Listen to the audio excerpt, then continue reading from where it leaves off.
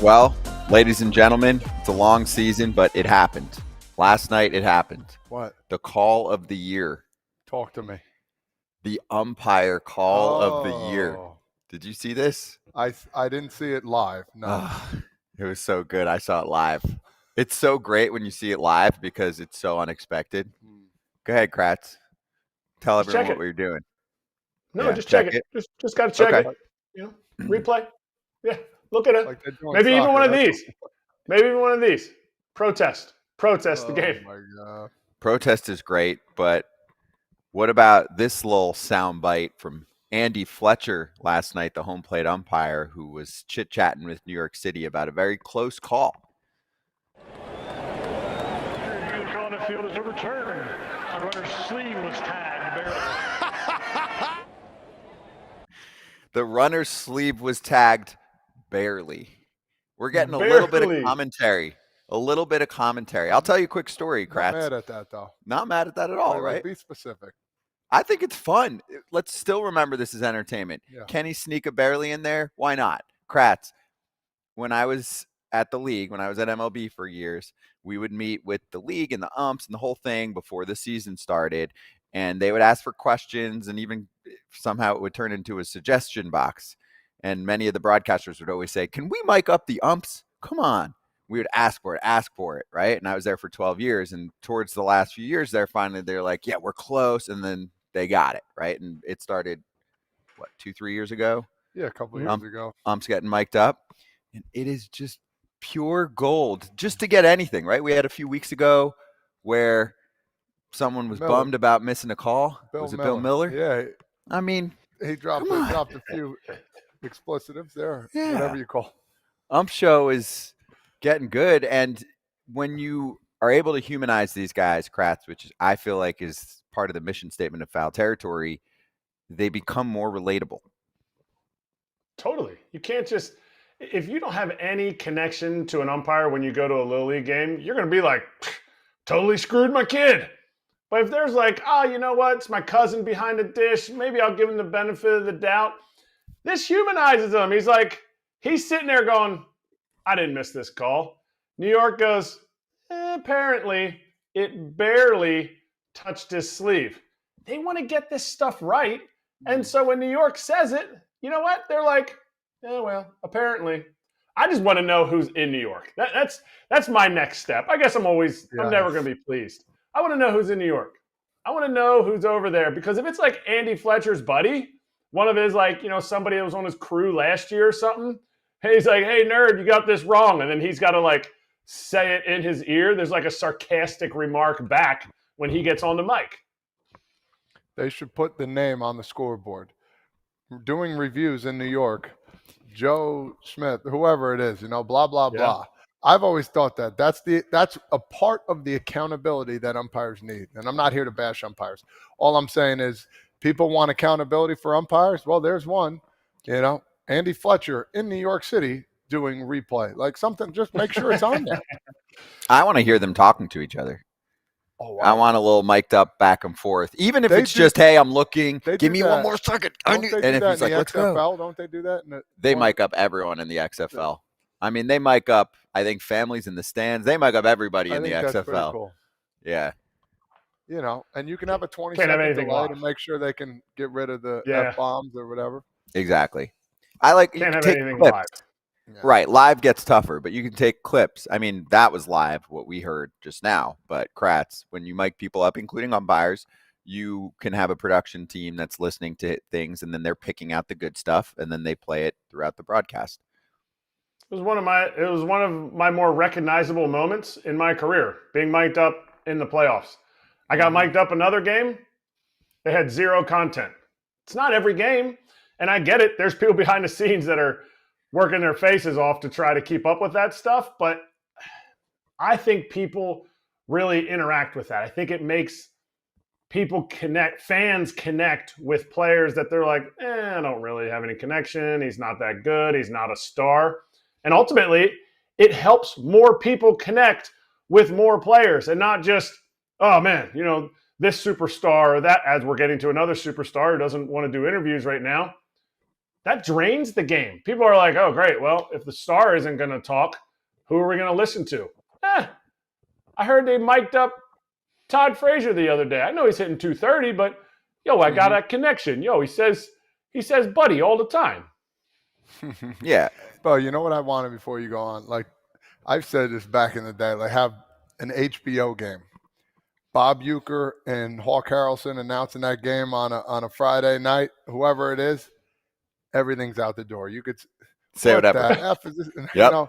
Just be honest with you. Todd Frazier crap in the bed today, as we see. You know what I mean? You want the broadcasters doing just being real, like basketball or dodgeball, where they just say whatever. I think that'd be great. You put Hawk and God bless you. I mean, listen, or whomever. Yeah, but big characters. Mm-hmm. I'm John into Kruk. it. John. Yep. Put a char in while he's doing it. Just I don't condone it. Don't get me wrong. No, but Kruk unfiltered. Unfiltered. And for people like me, right? Give him a little brewski, broadcaster. And you could even do it, but you don't use that bad language really at all. I used to. I mean, TV has cleaned me up a little bit, but I still got it in me. Get AJ on. Yeah, exactly. AJ could definitely throw him down. All right, let's charge because we got some drama, of course. Charging the mound. I'm going to do as little as possible just to set this up. I mean, obviously Juan Soto signed a massive deal with the Mets in the offseason. We are a month and change. I mean, almost 2 months into his first season of many, many, many, many more with the Metropolitans, and you start to hear things. So it's not just reports. It's also his manager. Soto admired what he thought was a homer, ended up being a single. Mendy said, quote, he thought he had it in this ballpark with that wall right there. You got to get out of the box. We'll discuss that. Then you have a report from Bob Klapisch, longtime New York reporter, NJ.com, who basically said that the Mets are concerned with his lack of enthusiasm. I mean, within this article from Bob, it's like the man is downright miserable. Although Soto said he was ready for the homecoming, he was shell-shocked by the time Sunday night rolled around for the Subway Series. 3 sellout crowds broke him. Basically writing in this article how it seemed like the only time he was happy was saying what's good to Judge, Boone, Jazz, Met, Yankee in your life. What do you got for me here? Listen, I usually don't agree with these reports that people put on there. And I think Bob Klapisch, right? I didn't want to say his name wrong. The Mets hierarchy was probably concerned watching those lack of enthusiasm. I don't know about anybody else. I see it a little bit. I see it. The energy, the enthusiasm. He didn't hustle out a ball. Okay, got it. He didn't. There was a check swing hard hit in the hole that he didn't really hustle hard to first base in the Yankee series. Okay, all right. Let's fix it right now. Let's nip it in the bud right now. Like, was it? In my opinion, maybe this series he was excited for, and all of a sudden, the Boo Birds were out. They turned their back to him in the outfield. I don't care who you are. You could be the strongest of men or ladies in the world. Inside, doesn't feel good to get, that type of feeling towards somebody, especially when you've been there and the fans loved you and enjoyed you. It's gonna play a little bit in your head. I don't care who you are, and I think it did a little bit. Do I think he's gonna be fine? Of course.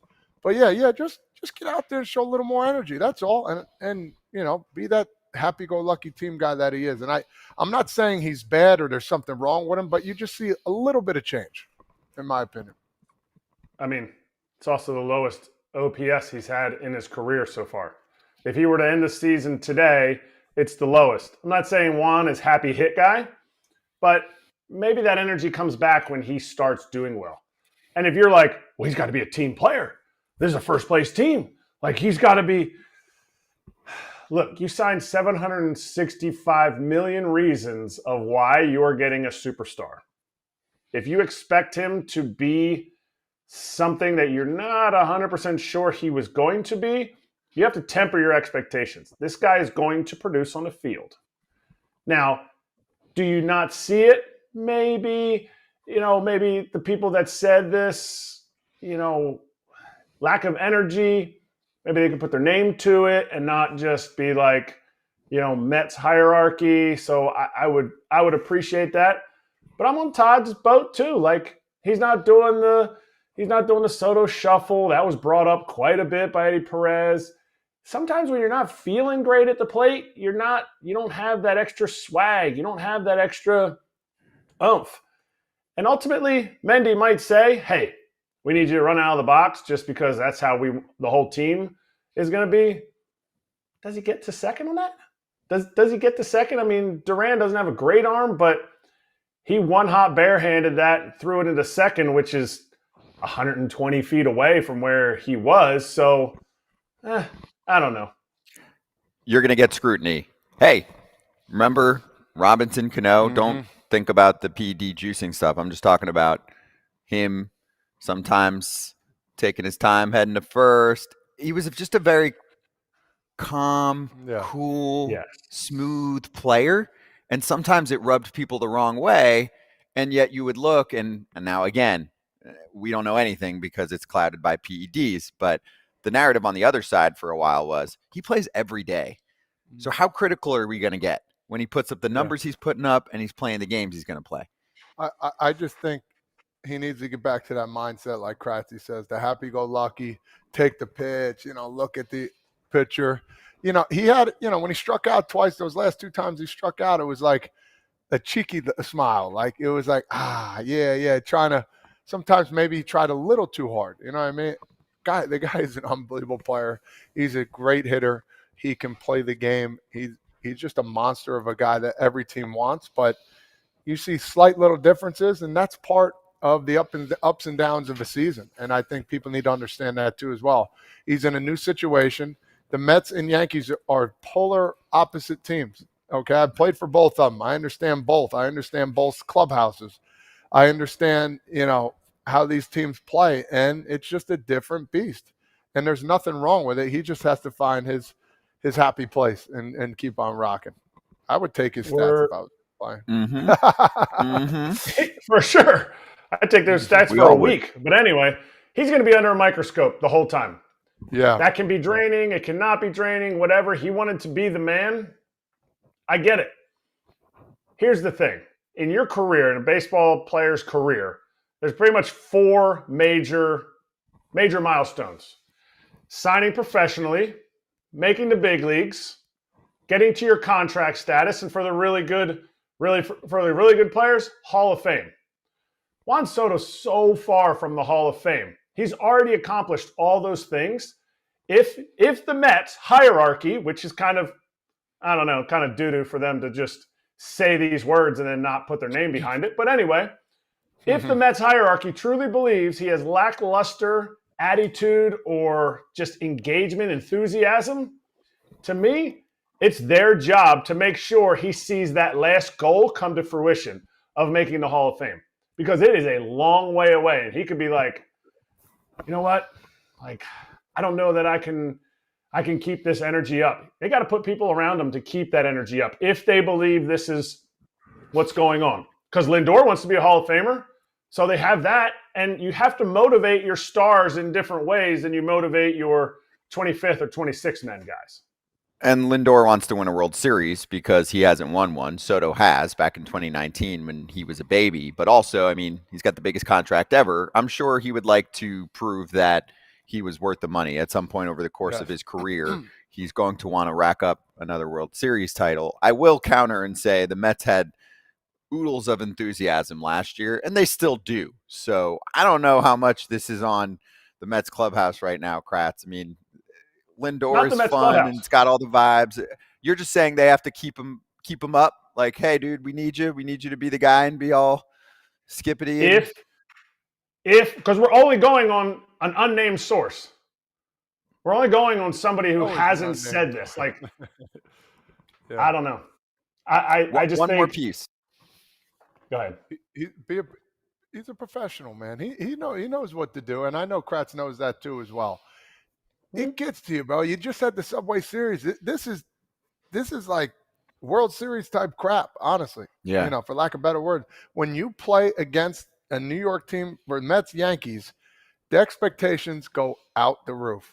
You can't even see my arm. That's how high they are. They are screaming at you 24/7. Exactly. Saying hurtful things. and you have Most to play likely. through it. Most likely. Yeah. I And- mean, they weren't saying nice things. No. And sometimes, like you say, a lot of stuff's funny, but they're at them. You laugh at the first couple, and then as it goes on for 3 games, you're like, damn.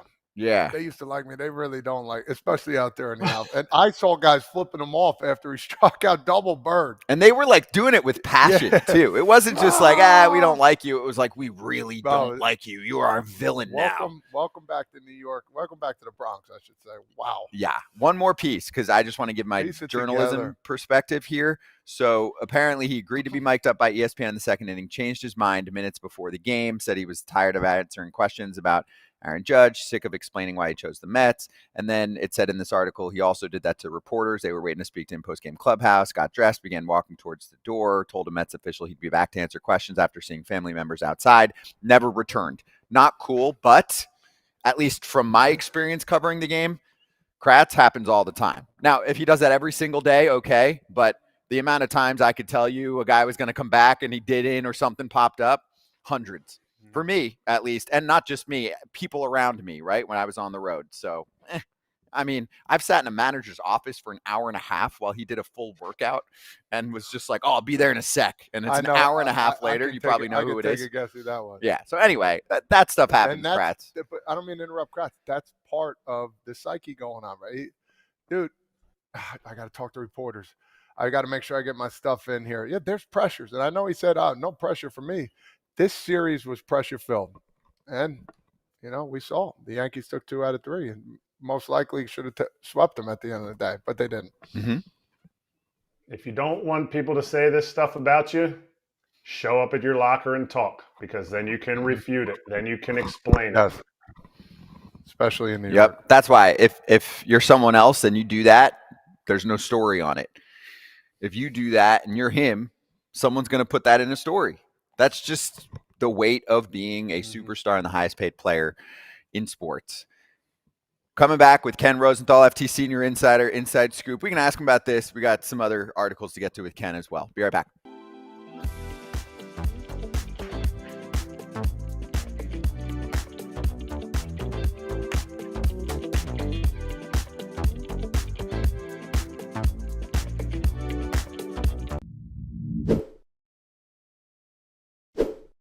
Kratz, I'm going to let everyone in on a little secret. I am not a fan of carrying around physical cash. I go Cash App, where you can send, receive, or transfer money with family and friends. It's super easy. They've got your back too. Like if you're trying to send some money and you maybe put in the wrong account name, they'll be like, hey, this is a sketchy account. Are you sure you want to send this? Cash App has your back. They do it safe, securely, easily, and fee-free. And all you got to do is download the app, and Scott can actually pay for his half of dinner. Exactly. For a limited time only, new Cash App users can use our exclusive code to earn some additional cash. For real, there's no catch. Download Cash App, sign up. It's very easy, and use our exclusive referral code Territory in your profile. Send $5 to a friend within 14 days, and you'll get $10 dropped right into your account. Terms apply. That's money. That's Cash App. Hey, let's show those runners in scoring position stats for Juan Soto so far this season. Not great. Again, super early in the year. And it's a guy who's been clutch. It's not just last year, but last year, you want to make a city fall in love with you or a fan base fall in love with you, Todd Father. You don't just deliver. You deliver in clutch spots. And he did plenty of that for them last year. And more will come up. I think it's still an adjustment. And people say, what do you mean? It's an adjustment in New York. He's played on both sides. For some reason, Queens, they want it now. And deservingly so they do, especially after the contract he got. But let the adjustment be made. They're playing well. I know they fizzled a little bit. They're not in first place anymore. The Phillies, but I did that for Kratz. They'll be right there at the end, too. They got to keep going. But did we expect this team to be this hot right off the bat? I didn't. I thought they'd be okay. In my opinion, I didn't think so. So you got to be happy with what they've been doing so far. Yeah, with the rotation, the way it looked on paper, Kratz, and then obviously we just didn't realize that David Stearns doesn't miss much on putting together pitching staffs. He doesn't, and he has dudes coming out of nowhere just, oh, yeah, 6 innings, quality start. That's all. And so that's what's built him. I mean, obviously they can hit, but his numbers were on the scoring position. It's weird. You see some years where dudes runners in scoring position numbers are way down, way up. Who's hitting behind them, who is giving them the information at second. All that stuff goes into it. Mm-hmm. How he's being attacked year to year.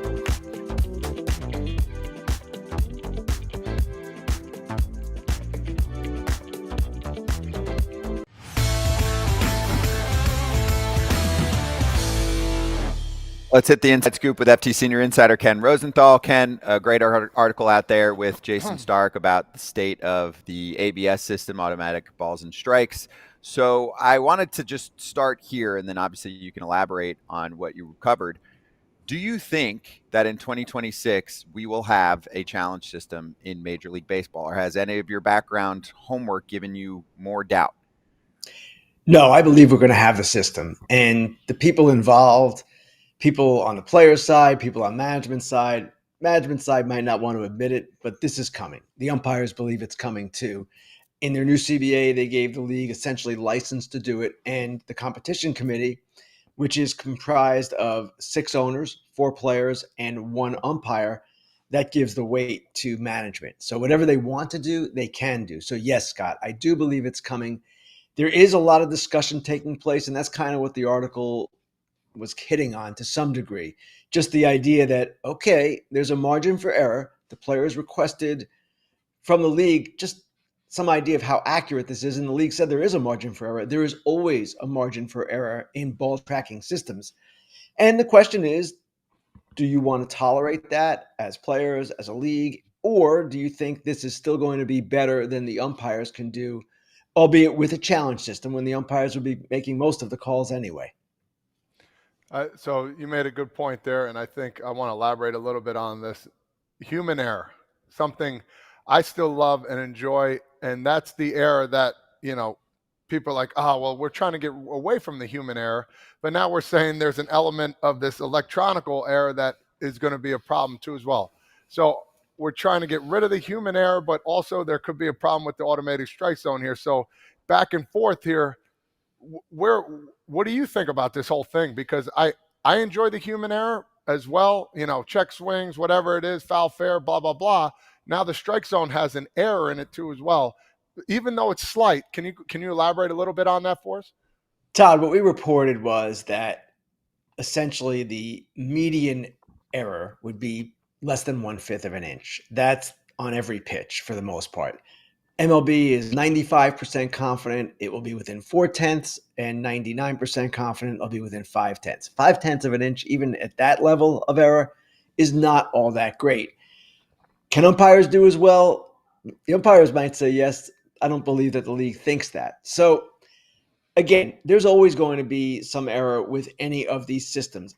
What baseball wants to eliminate, from what I can tell, is the pitch that's 2 inches outside, that's called a strike. The pitch that's down the middle, that's called a ball.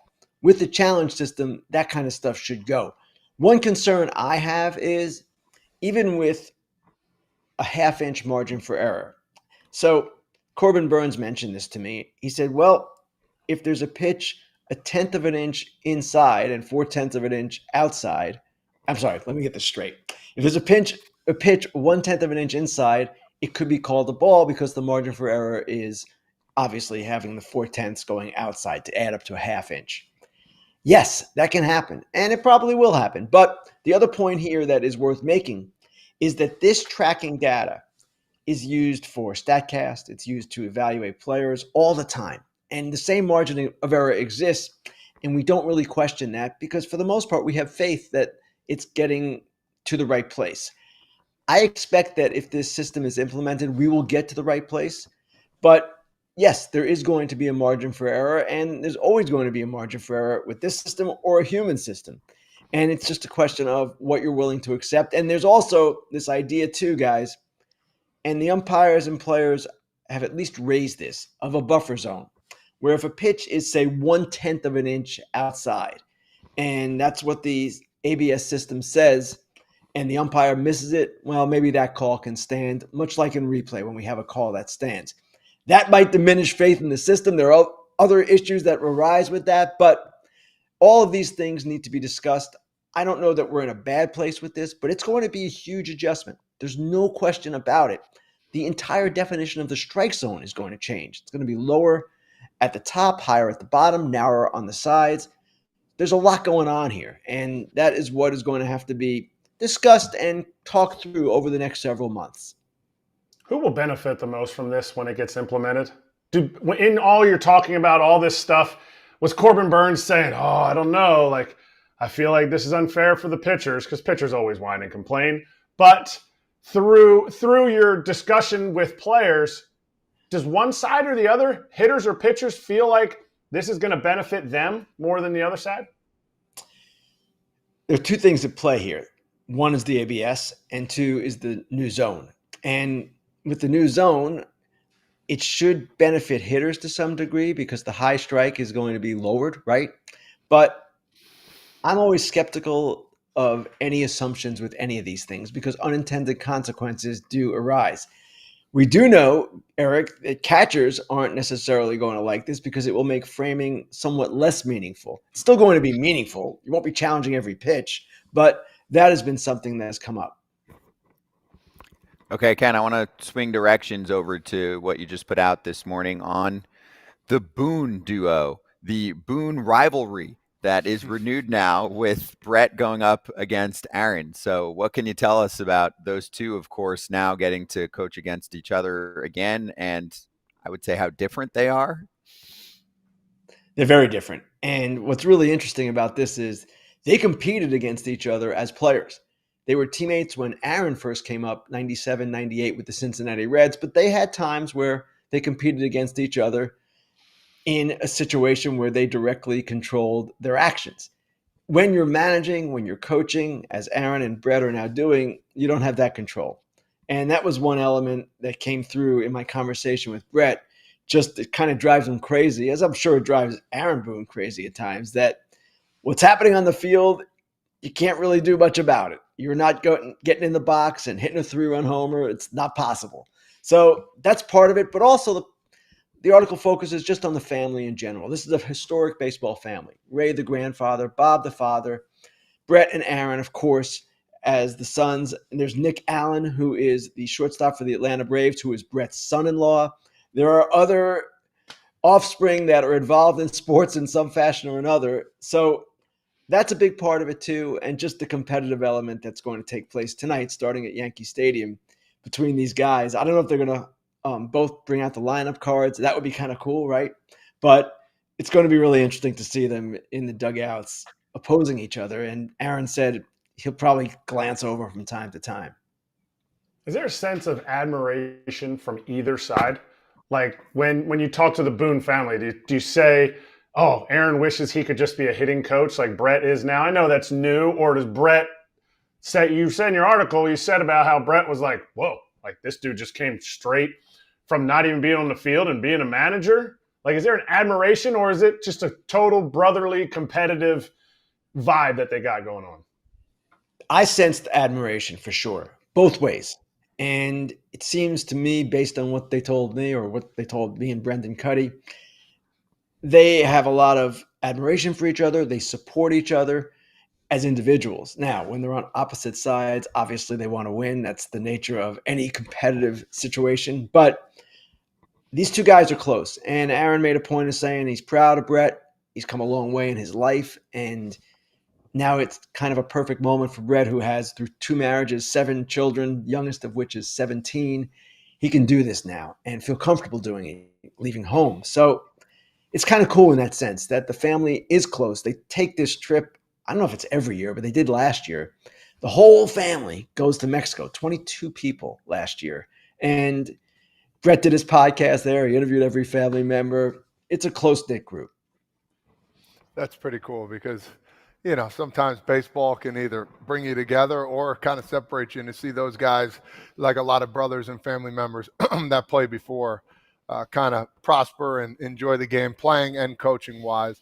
I want to go on to Juan Soto a little bit. We talked about that earlier in the show. What do you see in him? Do you see anything different, from an outsider looking in, because we talked and explained how the New York vibes and playing Subway Series can kind of make or break you a little bit, because that's kind of like a playoff atmosphere, a lot of boos, a lot, he came back there, they turned their back on him. Did you see anything specific as a guy who's watched a lot of baseball over the years? Todd, this whole scenario reminds me a little bit of when he first got traded to San Diego, that first year, the final 2 months of that season, 22. He didn't seem like he was himself. And even the second year when he had big numbers, typical Juan Soto kind of season, I don't know that he was entirely comfortable. And right now, I don't know that he's entirely comfortable. Now, he's performing well enough. OPS is 33% above league average when adjusted for park and league factors. He's fine. He'll be in the 900 range before long. He's at 820 or something right now. I'm not worried about him. As for running hard, it's just a bad look. He should do it so people can't yell at him about it. And he's not going to do it every time, of course. We all understand that. We all understand guys who play every day cannot simply bust at every single play. It risks injury when you do that. But that was not a great look last night. And it just brings attention to himself that he doesn't need. I heard you guys also talk about how he didn't talk the other night, and that's something too that brings attention that you can just deflect really easily by talking. He talked last night, so it's not a daily thing with him, but these things to me all strike me as kind of little, and they're getting blown up because he's Juan Soto, he's playing in New York, and he's got a $765 million contract that could go to $815. That is a situation, when you combine all those things, that leads to added scrutiny, and he has to be ready for that. And that's going to be part of his deal. It's always been part of his deal. He's been a superstar from the moment he joined the league. But it seems we got cut. Sorry, Ken. If you want to actually just repeat the last 2 sentences, you froze for a second. Bring us back there. Yeah. You said it seems, and then we lost you. Yeah, it just seems to me that he's not entirely comfortable yet. First year on his big contract with a new team, not the greatest shock in the world that he's not totally there yet. He's going to be there. I'm fully confident of that. Ken, you're the most professional writer that I know. Put us in that scrum after a game when a superstar player says, I'll be back. I'll be back to talk to you. And then he doesn't come back. Is there a sense, because you sit there and you go, I have a story that I want answers to, I'm going to write something. Do you have to then go as a writer and say, I'm writing the information that I know? You're not vengeful. You're not spiteful in what you're writing. But if he never says his part, doesn't that skew this story? You kind of alluded to it a little bit towards the other things that you heard and not from him. Erik, that's a really good question. And it's a good question because it speaks to our jobs. And I think a lot of times fans don't understand what we do necessarily. Yes, it always behooves a player, in my opinion, to give his version of whatever is taking place, good or bad, because that perspective, as you alluded to, enables us to frame a story and understand what happened on the field in a different way, and maybe in a way that gives you an explanation or an insight that you didn't know. Now, when a guy leaves and doesn't talk in that kind of circumstance, basically you write what you have and you say he declined comment. He had a chance to comment and he didn't. It doesn't or shouldn't skew the story against him. You should just still kind of stick to the straight and narrow unless you're writing an opinion column. But the value of showing up, and Derek Jeter knew this better than anyone, and Derek Jeter did this better than anyone. The value of showing up is at least you can, one, be responsible to your teammates. They don't have to speak for you. And two, you can give your version. Now, Derek Jeter, in all his years, rarely said anything that was of terrible interest. He was pretty dull and down the middle. But he was there. He was always at his locker, and he always had answers. And if you had a question, you can ask your question. Soto has been pretty good throughout his career with the media. This is not like a recurring problem. But in a circumstance like he was in, with all hell breaking loose at Yankee Stadium and everything going on, yeah, of course he should have talked. And I would guess he knew that. And who knows, maybe he got pulled away by his family and just couldn't get back to the clubhouse. I don't know. But he probably should have talked before he went out see the family. Just got it over with. Right. Yeah, and it's And going to get one more thing magnified. on this. Yeah. One more thing on this. Fans say all the time, leave the players alone. No, that is not our job to leave the players alone. It is our job to ask questions and give the most informed version of events that we can. And to do that, the best way possible is to include the players in the process, to ask them questions about what happened. In Great Britain, when people cover soccer, if I'm not mistaken, there's no access. You don't ever talk to the players. So what can the writers do? They can just tee off. And that's not the way it should be. Having the checks and balances, when we have to show our faces to them and be accountable for what we write, that's the way this should work and does work. Also you get their side of the story, and from a coverage perspective, at least in this country, Ken, there's a lot of competition. People want to be able to connect to storylines. We talk about this all the time. I mean, I can't speak to the soccer situation much, but I mean, I know soccer rules for a lot of the world, and it's almost monopoly status in certain countries where no matter what they do, people are going to be obsessed, right? In our world, I know a lot of people that are, sports fans, maybe a little more casual, touch a little football, basketball, baseball, whatever. They want more. We talked about this at the top of our show, whether it's mic'd up or you've had to defend sometimes talking to a player in a dugout because people are like, oh, we don't want to hear that. And then, okay, can you imagine if there's no articles to read, there's no TV coverage, there's no this, right? It would be a little tough to know what's going on and to cover good storylines. I mean, there would always be people articles that just want to sit there, watch the game, and not hear a peep from personalities. There would be articles written, but again, it enhances the entertainment value of the sport when, as you say, Scott, the players show their personalities, whatever those personalities might be. A guy who is dull, okay, it's interesting that he doesn't have much to say, whatever. But there's no question about that. And also, I will say this too. When you have a $765 million contract, when you have a $200 million contract, a $100 million contract, in my opinion, there's a responsibility that goes with that. And it goes with going beyond just showing up and playing. It's because it's an entertainment vehicle and you're getting paid that much because people care. So it's not to say players should sit at their lockers for 2 hours every night. They don't, by the way. But it is to say there's a certain responsibility that to me seems somewhat minimal, and most players are really good about it. Juan Soto in his career has been really good about it. Maybe the other night it just didn't work out for him, whatever the circumstances might have been. I don't know that we should make a big deal out of that. Yeah. And hey, I mean, he's been in New York now for a season and change, but welcome to New York. Any little thing's going to get a little bigger when you're in some of these markets. Todd Father knows too. Ken, thank you so much. We'll catch you later this week. Yep. Thanks, guys. Okay. Sounds good. Thanks, Ken. Fair Territory also came out yesterday. Thursday's edition for you. Live podcast, YouTube, wherever you want to absorb it. Type in Fair Territory if you want to go look back at prior episodes. We'll be right back.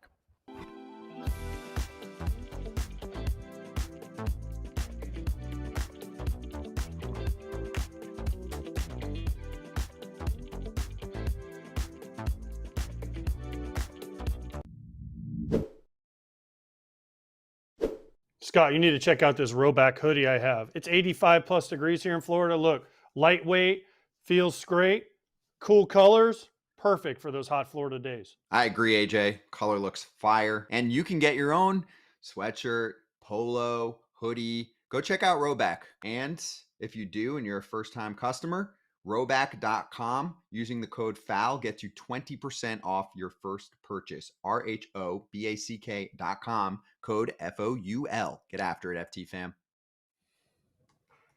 Todd Father and I have the pup logos too right now. Both different from what AJ was wearing. Yes. I got a bunch of these old school ones. Yeah, I love them. They're just comfortable. You can wear these 67 degree weather too. It's like cooling, and I like the hood piece. I'm always a hood guy. And yep. I'm never the guy that just wears the whatever, the hoodless shirts. But they have both. Yeah, you like hoodies. I like hoodies. I like the strings, and I like the way it fits. It's a good feel. Really, really good feel. The way you described it's good. Right now in the Northeast, it's that weird time where one day it's kind of cold and super rainy. The next I'm day looking it's right now. 78 and sunny, and you just don't know how to prepare yourself. Yeah. So a little It's a thin cool, guy it's like a cool this. 66 right now. There you know go. what I mean? And then Yeah. in a couple of days, it's going to be 57, 59. You go outside with one of these, it'll be like perfect temperature for you. Also, if you're walking around town, Kratz, and you're Todd father, that's why he's a hoodie guy, because sometimes he's got to be a little bit inconspicuous. Otherwise, he's just stopping, kissing babies, taking photos with everybody for hours, and then he looks and says, I ran out of time. I don't have time to do that. I mean, I know everybody loves Little League Todd father over here, but what can you do? I walked around town one time with Todd. I mean, around town. We were at a game. We were up at Lakewood. I've never seen so much popularity and so much graciousness to that popularity. Like, I've seen dudes that are popular, and they're just like, yeah, okay, whatever. Todd's like, hey, yo, I saw you at Joey's the other day. Yo, keep swinging it, kid. Hey, what's going on? You looking good. I thought you were a lot older than that. Okay, what's up, babe? Okay, I like that. I like that hoodie. Last time I saw you, you had this T-shirt on. Okay. You don't attention to detail, baby, all day. That's right. How about Todd father does this? I've heard too. You want a picture? Because they're like trying to do it, and it's just like let's get past the small talk. We'll talk, but like we can do a picture. Got it. Hey, listen. That's a good line. Let's do it. Let's go, baby. I'm taking so many pictures, picking up colds at places.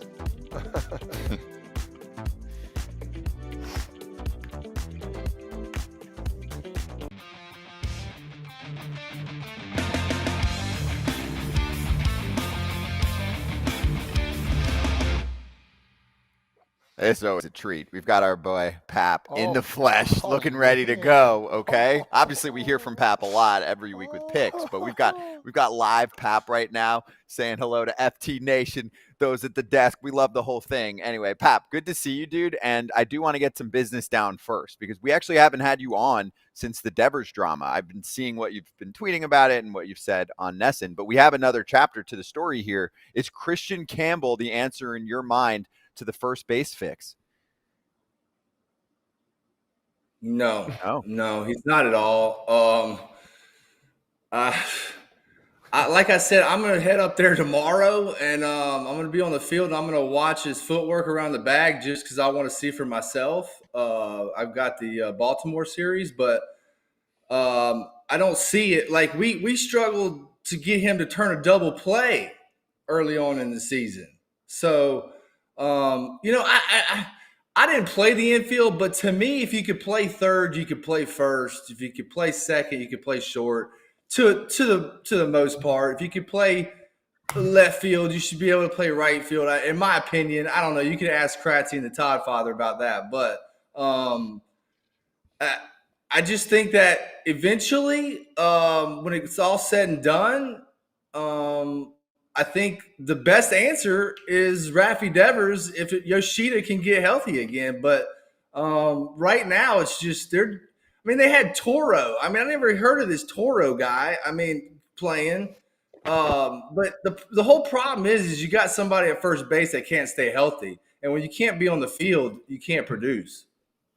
Should the superstar that Rafael Devers is, and maybe you don't agree, maybe he's not the superstar of the team, but should he make that move so the team can put the best lineup out there and hopefully he can be serviceable? It's not like they had a Gold Glover at first already, so they're not going from way up here to way down here. But should he move to first for the team?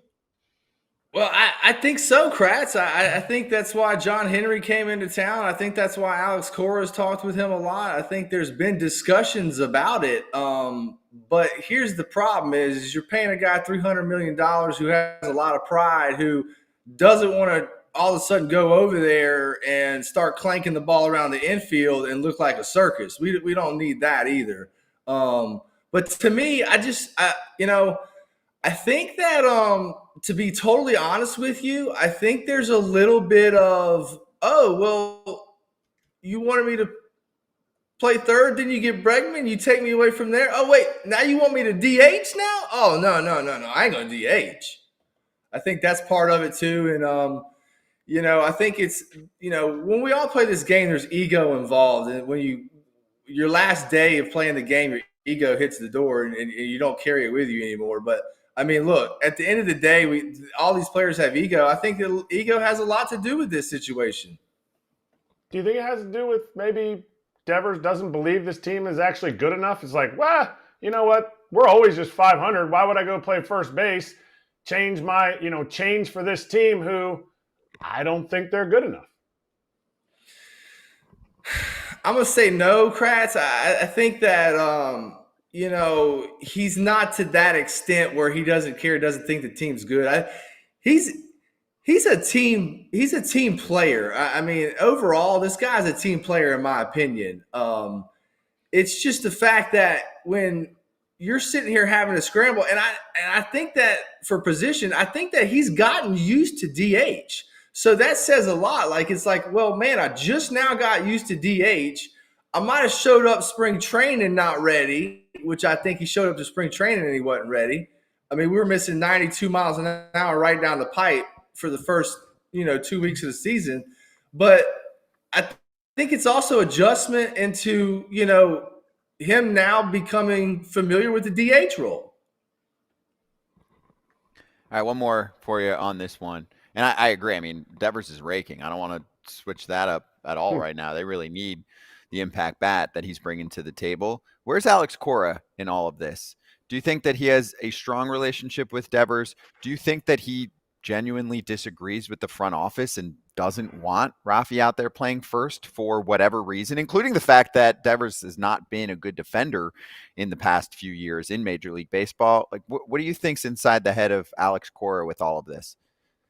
Well, I think they're all scrambling. I mean, that's what's happening. I mean, when you have to start making all these adjustments and start moving people out of position, and all of a sudden, like, you're starting second baseman from opening day, you're having to put him at first and start taking reps at first during batting practice.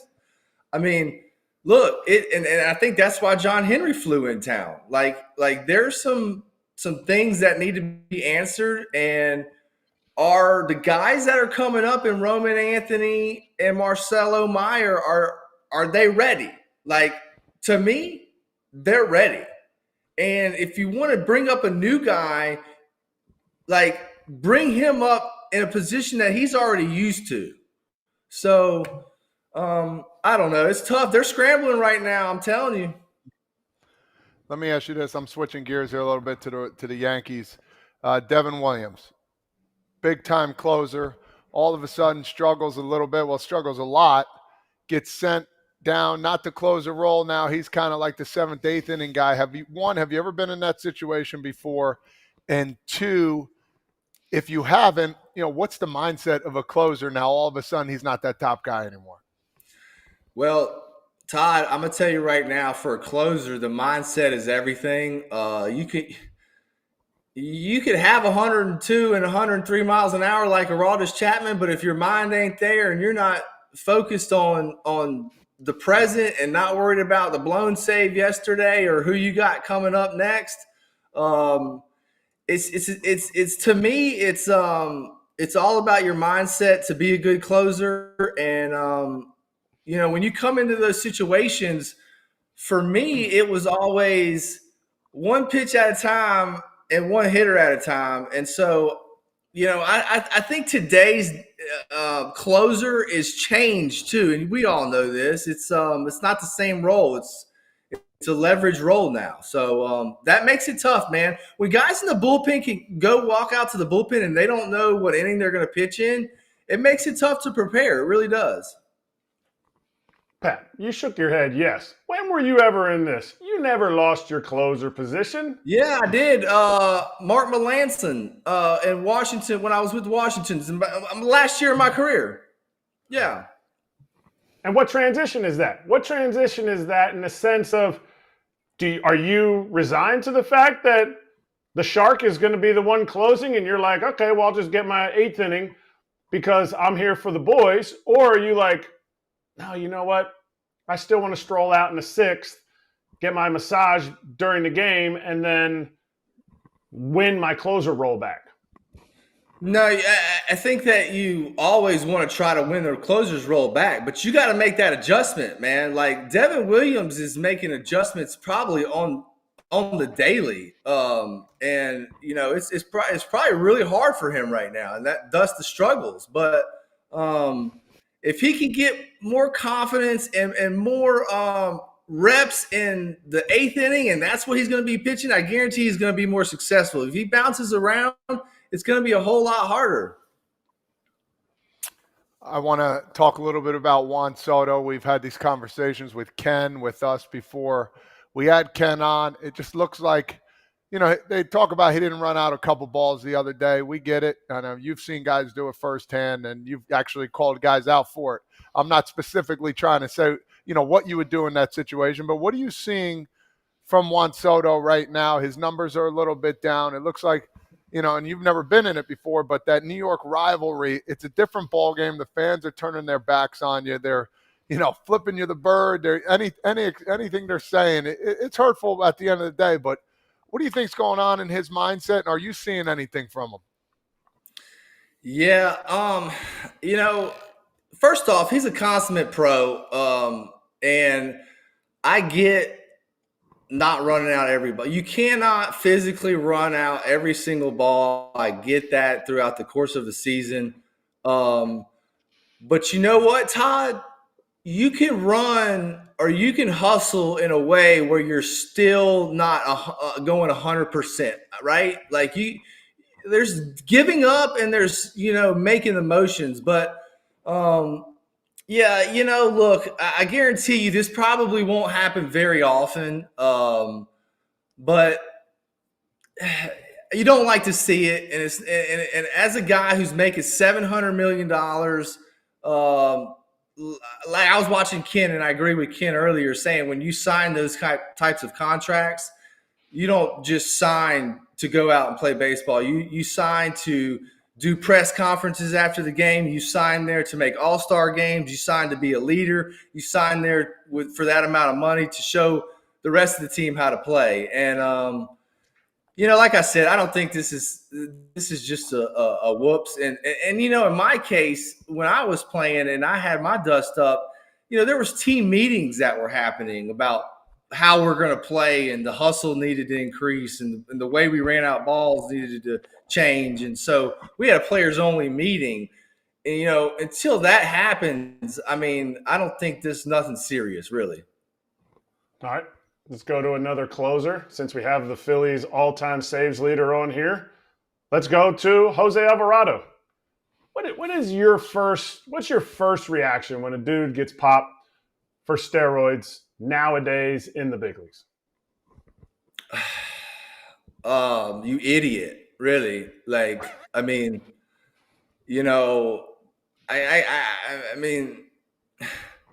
look, we'd all love to do performance enhancing drugs. Of course, it makes the season a whole lot easier. Yeah, who wouldn't? But at the end of the day, like, this is what you signed up for. You know exactly what you're being tested for. You know exactly when the tests are. There's no skirting them. And, at the end of the day, like, you got nobody to blame but yourself for this. And not only that, like, you let down your team. I'm sorry, man. Like, that's a selfish act. But I get it. Like, people are on paper drives, and, like, why not? Like, if it pays for you to make a bunch of money, why not do it? And it's a walk year or something like that. Like, I know it's still in our game. I know PEDs are still in our game. They're just not out completely. But it's sad to see, and we'll never get them completely out. But, he let his team down, man. It was a selfish act, in my opinion. How do you look at him as a teammate when he comes back? Because he can't play in the playoffs. Well, hopefully he apologizes to his team. Say, and I've had this happen too. Players do stupid things. We all have. I've apologized to the entire franchise before, but, at the end of the day, is his apology serious? Does he want to make better? And does he want to be a part of the team? And how bad does he want to be back on this team is what 25 other guys in that clubhouse have to figure out, Pap, I don't know if you saw the specifics on this one, but they tried to talk about how they were working on weight loss here with testosterone TRT. We always hear something, right? It's ringworm, it's weight loss, whatever. And as we talked about a lot this week, you guys as players get all the resources you need. The team is there to tell you what you can and can't have. You can call someone at any time and they will help you out on a team by team basis. They all have that set up. So here's my question for you. When let's say it was your teammate, comes up with that, what is the response? Because you said you want an honest apology. Most of the time I would say at least half the time, we get stories like this. So how does that get received by teammates? Would teammates rather just hear you say, hey, you're an idiot, you messed up, but you took this, you shouldn't have? Or do you want to hear, this elaborate thing on how this is the only way, I guess, for him to lose weight? No, I don't want to hear any of it. I just want to see what he does after he meets back with the team and apologizes, and what he does to move forward. What he does to move forward would tell you everything about how he feels about the situation. But it just blows my mind, man. It's just like as a player, like if I'm sticking a needle in my ass, like I'm probably not, like this is probably illegal. Like there's no oh, I didn't know, or I was trying to lose weight. Like I hate that when players try to come up with excuses, man. Like don't try to muddy the waters, man. All right, good stuff, Pap. All right, stick around for a sec. We need you for something over the break. For the TV crowd, be right back.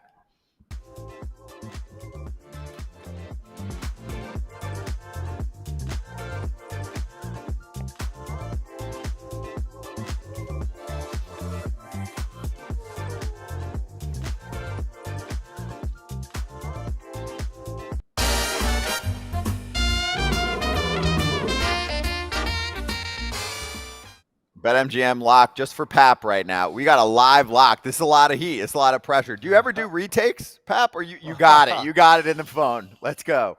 Bring it. Nah, man. Look, you talk about retakes? What retake? Nah, we don't retake. Nah, kid. He's live. Pro, man. It's one and done. All right, so sometimes you might catch me in a weird spot too. What? So sometimes you might catch me in a weird spot like Chuck E. Cheese. Or because you got to get that cheese. Hair done. What else, Kratz, have we seen? Hair done, outside, workout. That's the one that gets me every time. I'll always remember. We got to get that cheese and Chuck E. Cheese. All right, we got 60 seconds till we're back from break. So, yes, tattoo parlor was great too. Give us the goods. What do you got tonight? Parlay, or you're just going regular, Pap? Nah, I got pick 'em Pap today. The Mariners didn't know who they were going to start today. It's a last-minute decision or a bullpen game, I'm assuming. So I don't feel too confident about parlaying them. So I'm going Phillies in the run line. The run line is 2.5. It's minus 130. But look, I feel super confident in it. They absolutely destroyed any hope they had last night in that game. I don't know if you were watching the Colorado game, but destroyed them late with the Alex Bohm home run. And I feel like the Phillies are about to go on a tear. They got a good schedule coming up. I think the Athletics and somebody else, but not very good teams they come. I think they're going to go on a roll. Okay. I like it. Yeah, I thought the M's were supposed to start. No, Wu started over the weekend. I don't know, but good call. Yeah, you avoid them for a day. And AJ's not here to cry about it. But, Pap, I like it. We'll see how you do. Good luck tonight. Thanks for joining us, man. Good stuff. All right, boys. Good to see you, man. Cheers, Pap. Appreciate you. Cheers, boys. See you soon. See you. All right, FT fam. We're back for about a minute. We'll do our picks. I mean, we could look back. I mean, I picked up a dub yesterday. I'm trying to get some of that Phillies heat right now. I mean, I went with the Reds. There are some teams to fade nowadays. Pap had a nice dub yesterday. Seattle and Philly. Yeah, what was it? It was close. I watched some of that game while I was watching other games, and then Bohm and Schwarber and everybody just had batting practice late. 300th homer That's for right. Schwarber. That's big.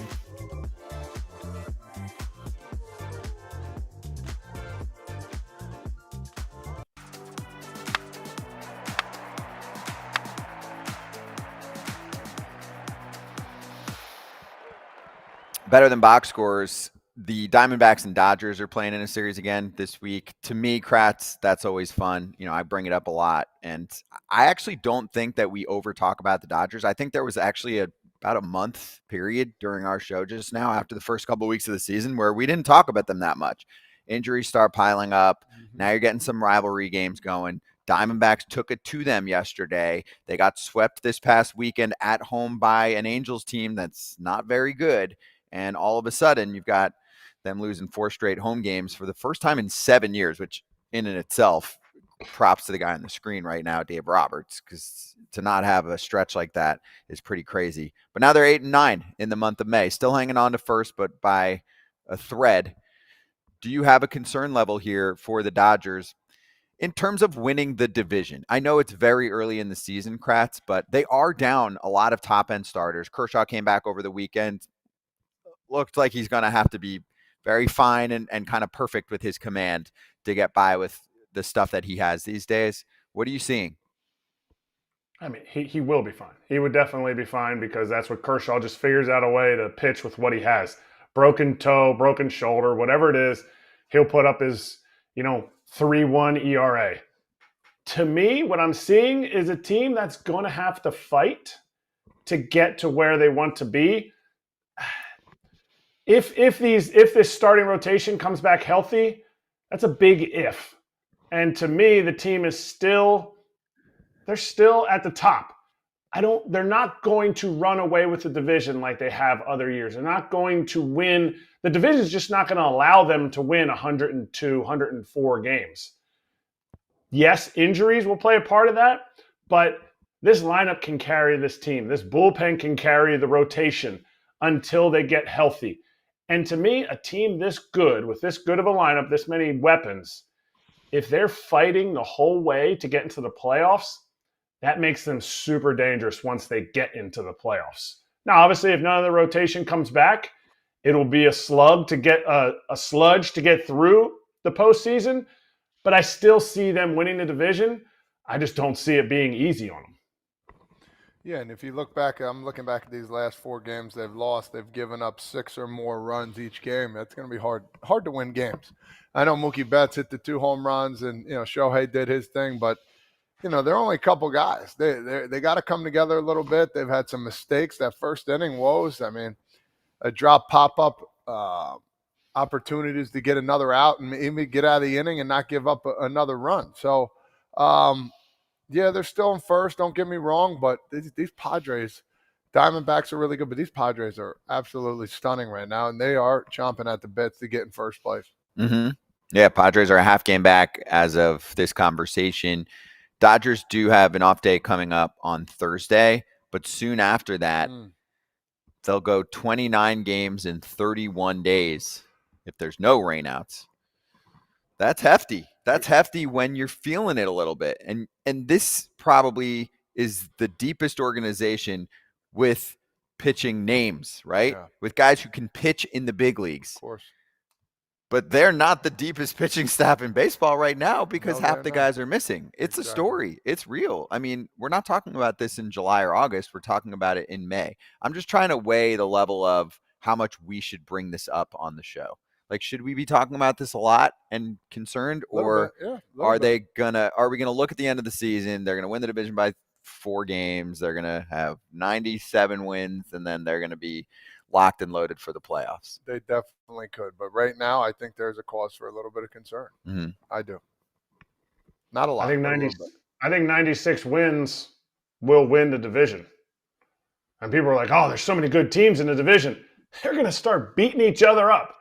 If they had 2 good teams in the division, you might need to win 101 games to win a division. But right now, they're 4 deep in this division with some laughers with the Rockies. But for the Dodgers, not being at full strength in their rotation, you can't get swept by the Angels. You can't get swept by the Angels. That's not a Dodgers team. My fear is, and I thought they were going to win, the game last night because they come off of that and they're like, screw that. We're in the division now. We're coming out. Same issue. Boys were throwing the ball. Got to throw strikes. You got to throw strikes because the Diamondbacks walks. You walk Diamondback guys, It's a double. They run the bases. Even if not stealing, they're getting an extra base when the ball is put in play. They're doing all the right things that walks will kill you. That's a good team, the Diamondbacks. Mm-hmm. And for some teams, it's going to be really tough matchup, which, yeah, it looks like it's the case for the Dodgers. Kratz, you're on every day. You remember what we just went through from, call it October through March, right? October begins the playoffs. The Dodgers end up victorious, last man standing, last team standing. And then they won the offseason. They even get the guy who anyone could have had for a lower price, Roki Sasaki, because he couldn't sign as a normal free agent. He was still an amateur free agent. We add that all up, and when we were in February and they were starting to just pile on and rack up Tanner Scott and Kirby Yates, suddenly people were like, I actually felt like some people were serious. Why even play? Why even play the games? They're going to win 115. They're going to sweep through October. I'm like, come on. Now, did I think that they'd be missing most of their starting staff by mid-May? No. Maybe. No, I didn't. But the point is, baseball's different. It's just different. In the NBA, if there was a team that got 7 super players, right, or whatever, at least, I'm not as dialed in this second, but I know, right, there was a time where it was just, hey, let's get 3 or 4 of the best together and let's do this super team thing. Any other sport. Yeah, it's easier to predict. Baseball, no way. I mean, here, I'll ask it again, Kratz, as you rebut here. You taking the Dodgers or the field to win a World Series this year? The field. I've said that every day this offseason. I said it in spring training. That is not Dodgers hate. That is realism in baseball. You're giving me the field, I will take the field. You? I picked them to win it all. I'm going to stick with the Dodgers. You got the Dodgers over the field. Over the field. Why? Why do you think? I think once everybody gets healthy, it's going to be ball game. And that's just the way I feel about it. I think they're going to do the same thing they did last year. And this is the ups and downs of baseball, the ebbs and flows. We're going to talk about, they're not the team to beat. Then they'll be like, here they come again. Then what happened to them? It's going to be up and down. And once the playoffs come around, everybody's healthy, or for the most part, at least. They're going to be the team that's going to stroll their way through. Okay.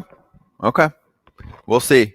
Yeah, they're definitely hitting some early adversity here. It is early, but just worth pointing out here in mid-May. Coming up next, MLB is going to introduce a check swing challenge system in A-ball. We'll give you more on that coming up.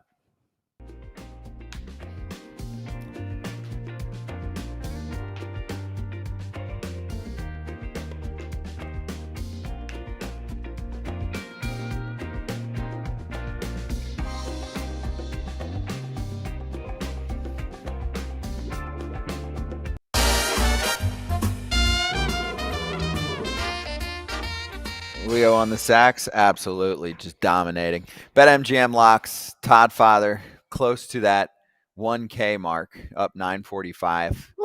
I think she's wrong, too. I know she said. You think you got a few extra shekels? Yeah, it should have been like 1,000. Hey, all right, well, get over the hump today. I'm kidding. I know. All right, who you got today? Who's winning tonight? I'm going with what someone did in the past. Again, so starting pitcher, Walker Buehler. Okay.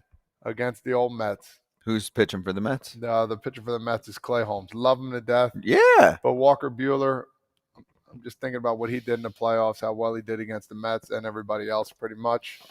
I'm going Walker Buehler, money line. I'm going Red Sox again. You ride the wave. The Mets they're not on the wave right now. They're kind of, they lost, 2 out of 3 to the Yankees, and then this first one here, and now they're half game out.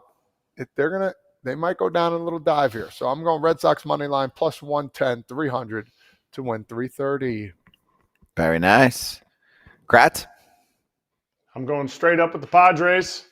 Haven't been playing the best right now, but in my opinion, they have their ace on the hill. Dylan Cease going up against Bassett in Toronto.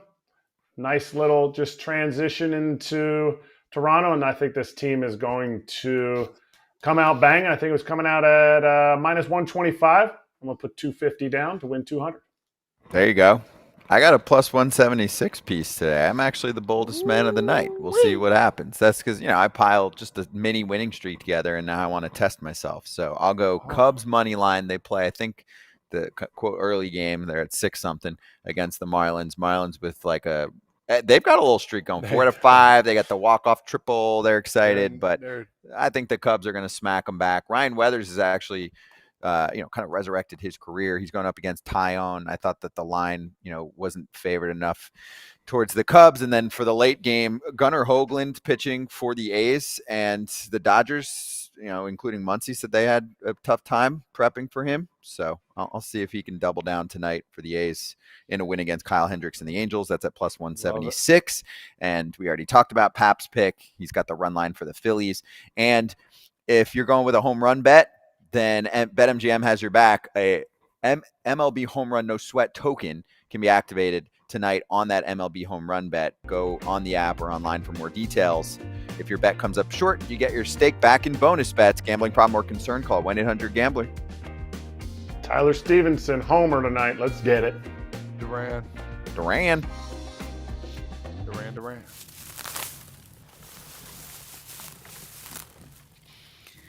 All right, today's the day. It starts today. The Check Swing Challenge System. It is going to be sponsored by Todd Frazier. The Todd Father Check Swing Challenge System in A-ball after they experimented with it in the Arizona Fall League. MLB will begin this pilot program in the Florida State League. Teams can challenge a check swing using limb tracking technology. This story and report coming from the great reporters over at the Wall Street Journal. And this was a test last year in the Fall League. Last fall, Baseball America put this in an article. If the bat's barrel is judged to have traveled more than 45 degrees past, as if I know, I'm like doing this, past its final stopping point, then it is judged a swing. If it moves less than 45 degrees, no swing. Not clear, though, which way the call would go if the barrel lands at exactly 45 degrees. I say tie goes to the runner, tie goes to the hitter. But anyway, what do you think about this? No. Why? This is ridiculous. You probably argued how many check swings in your life. This is ridiculous, man. What are we doing? You don't want to challenge your check swing? Oh, my God. This is so ridiculous. There's a lot more words I could say. This is dumb. Why? Why are we trying to change the game so much? The balls and strikes are great. You get the challenge system there. This is really, they're just trying too much. I really don't like this at all. I love human element. This takes it out. The umpire first. We used to have guys, they make the call, bang, safe. Like guys used to make really cool calls at first. This is where you have the baseball talk the next day. Did you see that? He didn't go. Yeah, he went. And then you're going to say he went 46 degrees Fahrenheit? I mean, come on, dude. What are we doing here? No, it was Celsius. This is ridiculous. Ridiculous. Please, no. That's it. Please, no. I want to see it. I want to see it named the Todd Father. The Todd Father Challenge. The check swing. The Todd check swingness. Man. I just feel like one thing that Ken always says when we talk about the challenge system, when we talk about ABS technology being introduced into the game, what are the unintended consequences? Is there going to be a way that people can manipulate it? That, it really screws this guy because he's farther up in the box. It's a cool looking piece of technology, but what if right there, what if the guy squares to bunt and he's always keeping it past there? Did he offer at it now? Are we going to override that because the system doesn't know how to read that, so no bunts are challengeable. There's a lot of things that need to be worked out that it'll be interesting to see. And you know what? If you get your bat to the plate, the ball can go over the infield. Like, to me, that's a swing. If you turn and the ball's coming in at you and you get out of the way like this, that ball could your bat could cross the line. Oh, well, hey, we got to use the challenge system, see what it says. Yeah, that's a strike if you were swinging your bat and you were getting out of the way. What if they gave you each team one per game? It's like 9th inning playoffs, huge moment of your career, and you got worked on a check swing, and you were right. You don't want that. You don't want one in your pocket. I wouldn't mind that, but if they're going by this, oh man, no. I'm just saying, like, where can I want to get to the negotiating table with Todd Father. Okay, I know you're not a fan. I'm not even saying I'm a fan. I'm just trying to present the other side. Sure. Can I talk you into one? That one moment in a game. You'll give me one, and you're okay with it. Okay, Kratz, can I talk you into one? If they get the tech down, can I talk you into one? Sure. Okay, so what are we complaining about here? No. What are we worried about? You think they're going to give you 10? They're not going to give you 10. What are you worried about? They're going to give you more than one. I know that. Yeah. They're not going to give you more than 3. Okay, but they'll give you 3. They'll start with 3. Probably work it down my to guess. 2. What do we think that they'll do? My guess is, if this ever comes to fruition, 2. I just think it takes more of the human element out of it, and umpires are going to be scarce here pretty soon. There's going to be no umpires. There's going to be one umpire, and he's going to just stand behind the pitcher or something, just wait there. You want to check it? Okay.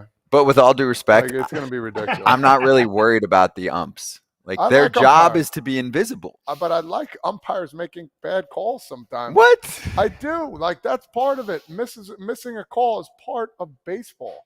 It's part of any sport. You like getting a little heated and saying this guy's a jabroni. He has no idea what he's looking at tonight. I like a good argument. I mean, listen, the fans saying, boo, you should have, you see it in travel baseball all the time.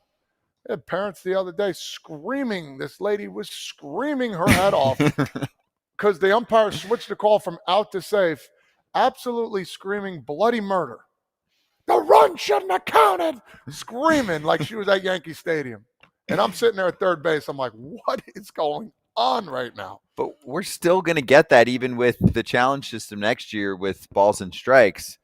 You're going to have more fan engagement on that part of the game than you've ever seen, because the fans inside the ballpark will get to yell and comment on if you should challenge that one or not. I like that. Right? It actually will put some fans in place. How many times are you at a game where the fans are like, come on, and you're like, dude, that guy dialed it in to the bottom left corner of the zone or whatever, right? He found the quadrant, and fans are like, this ump sucks. And now it'd be like, all right, yeah, you feel that way? Let's see if your manager challenged it. Oh, he did it because he knows it wasn't a strike. Or, oh, he did, and you're wrong, and the ump's right. And maybe the ump can get back on the ump mic and say, told you. Why don't they change a guy who swings the ball, fouls it off in the catcher's glove where the catcher's not? Why can't you review that? That's a really big call in baseball. Kratzy, would you agree?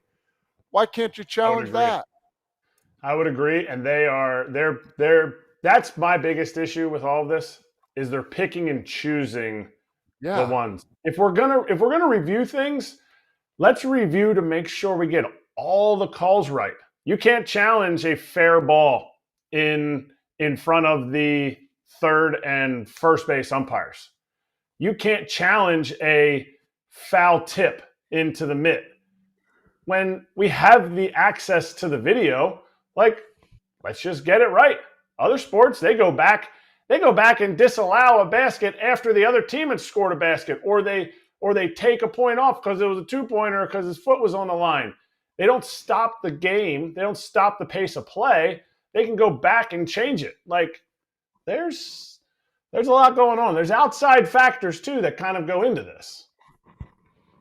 Yeah. I want it right. It's just a lot. I would like it right too, but not into this discretion where all of a sudden we become so robotic and computerized. It's just like, here we go again. That's all. That's it. I want to get to the point, Kratz, where I can go into the seats, I can press a button, and I can decide if Todd Father swings or not. So, like, I got forget the limb technology. I got the limb, like, hookup where he's like this, and I can decide. I'm a video game, and Todd Father's an AI bot. No, I'm kidding. But I don't know. We'll see what happens. Baby steps, A ball after AFL. We'll see. We'll come back. We'll do a little Juan Soto conversation with Mike Puma, who's covering the team all the time out there in New York, and we'll see what his take is on the early returns for the Metropolitans.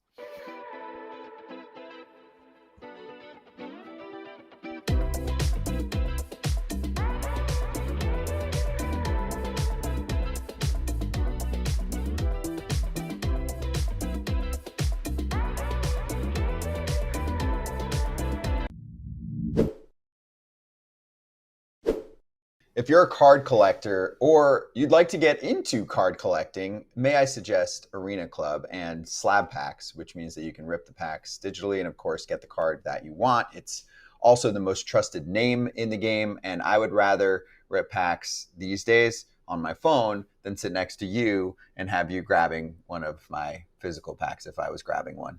Yeah, you don't need me grabbing your packs, because last time you grabbed one, it ended up like this card. So let's not have that, and that's why Arena Club is great.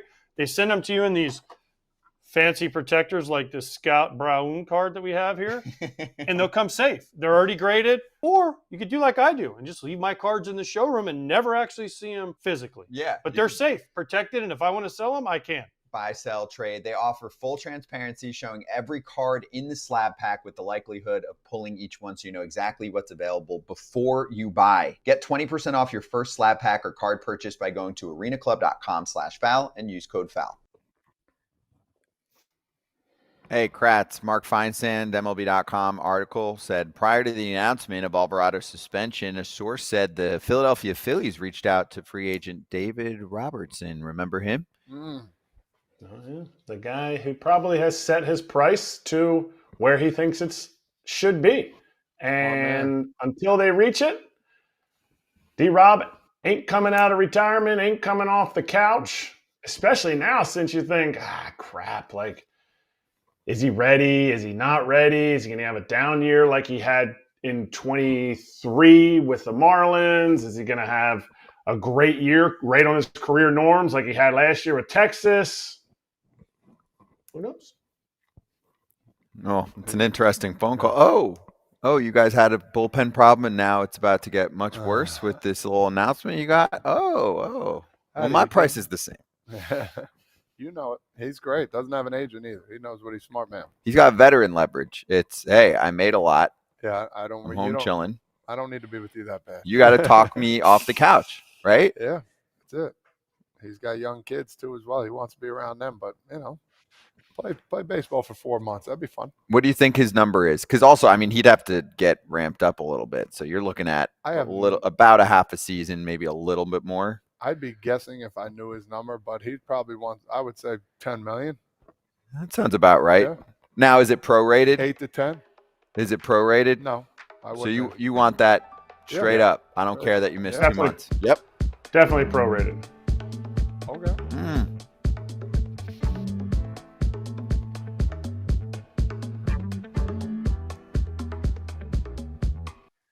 We've got New York Post Mets beat reporter Mike Puma joining us right now on Foul Territory. Mike, good to see you. And we're going to go right to the big story here. I mean, you're covering this team for a long time. What's it like right now for Juan Soto with the organization? I mean, what are you witnessing from him?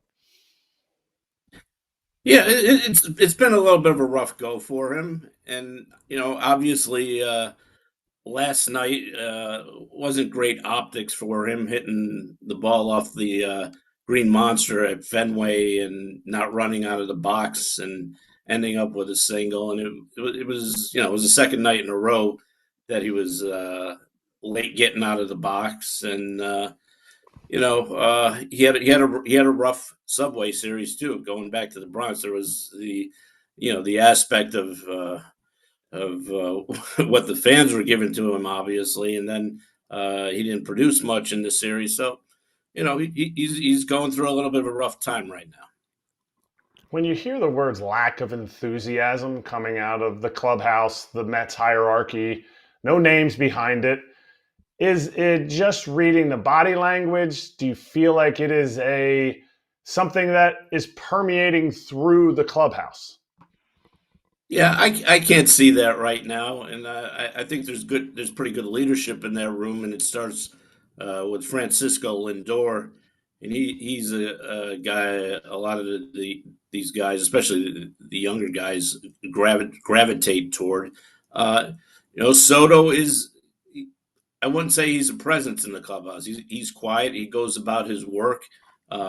You don't see him a lot, but I wouldn't say a lack of enthusiasm.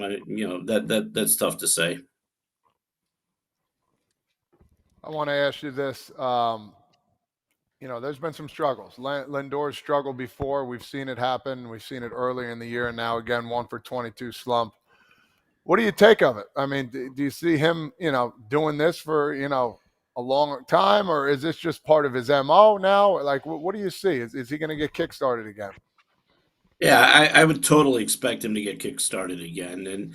And listen, he got off to, he had a better April than he's had in recent years. So that was a good thing for him. And then it's kind of been the last 10 days or so that he's fallen off a little bit here. But he's too good a player. You would expect him to get going. And Soto's not having a Soto-like year, but you would think it's only a matter of time before he kicks it into gear. And if you have Lindor and Soto going at the top of the lineup, now maybe Alonso played out of his shoes a little bit this first stretch here, and we're seeing him come back to earth a little bit. But you still expect Lindor, Soto, that top of the lineup.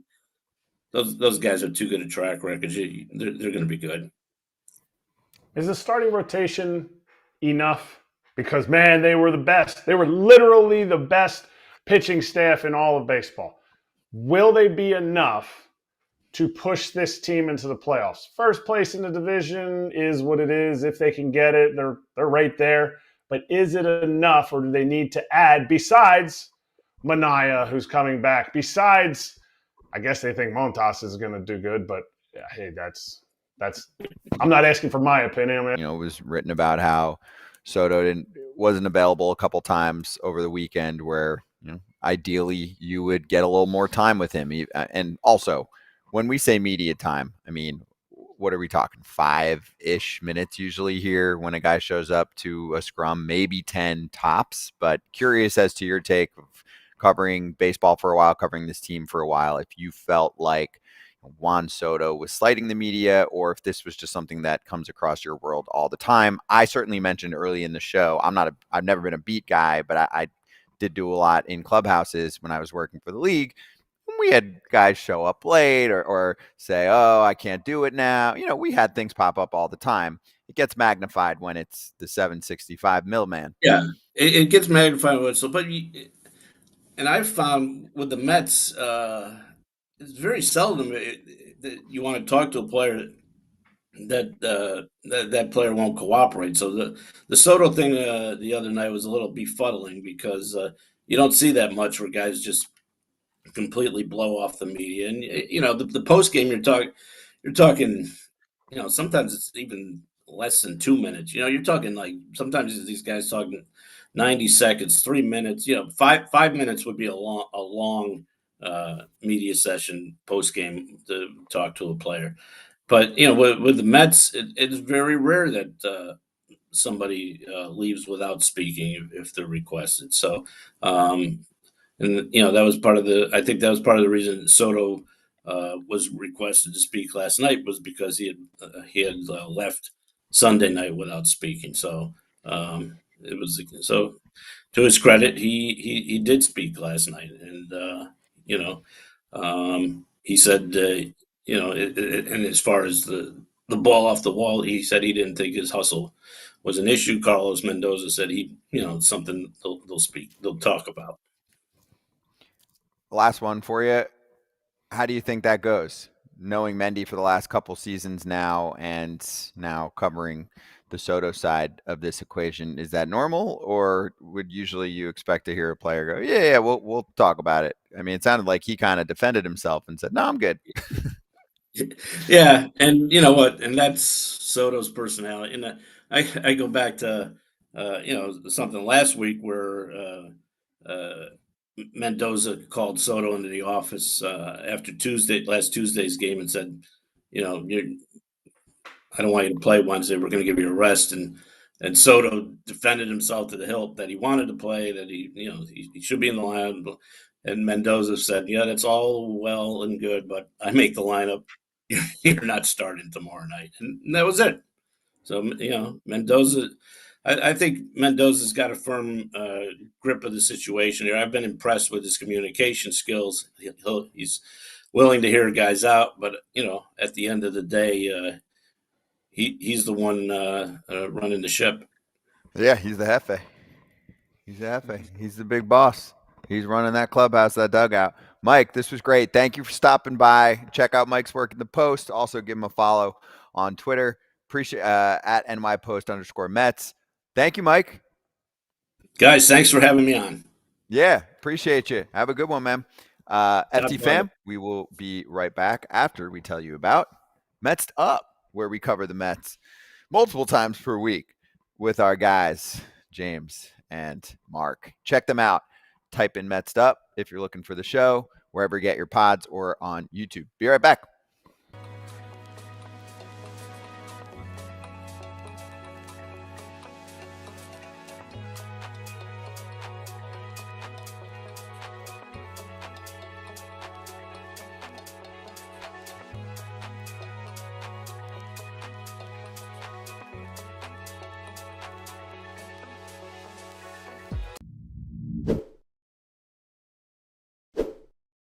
There's a lot of failure in baseball, and you should also look at your favorite manager and see how he's doing since he took over whatever job that is, because sometimes you can age fast, you can lose hair, and Kratz, we might have an answer for those stressed out managers, and it is Nutrafol. You might lose hair, but Nutrafol will help you thicken it back up, and you will look as youthful as the first day you were a manager. That's right. Many hair supplements overpromise and underdeliver, but Nutrafol is different as the #1 dermatologist recommended hair growth supplement brand trusted by over 1.5 million people. So start your hair growth journey with Nutrafol, and for a limited time, you can get $10 off your first month subscription and free shipping when you go to Nutrafol.com and then enter the promo code FOUL. Find out why Nutrafol is the best-selling hair growth supplement brand at Nutrafol.com, spelled Nutrafol.com, promo code FOUL. Hey, do you know who's joining us tomorrow? Because it's relevant to Poopy our pants? last combo. I call him Polar Bear, but yeah, whatever you want to call him. You introduced him that way. No, I'm kidding. Okay. Yeah. Pete Alonso is the name, and we're excited to get him back on. So we'll dive into things with Pete. Not too deep, but we'll dive into things with Pete and get the lowdown on what's going on with the Metropolitans. So actually, it's good timing. We get to hear his take on what the Soto experience has been like for him. And obviously Pete had a pretty banging start to the season in the first month. And everybody, like Mets fans, it's okay. A half a game out is still essentially first place. This is a good team. When we talk about it, is something enough? Is something gone wrong?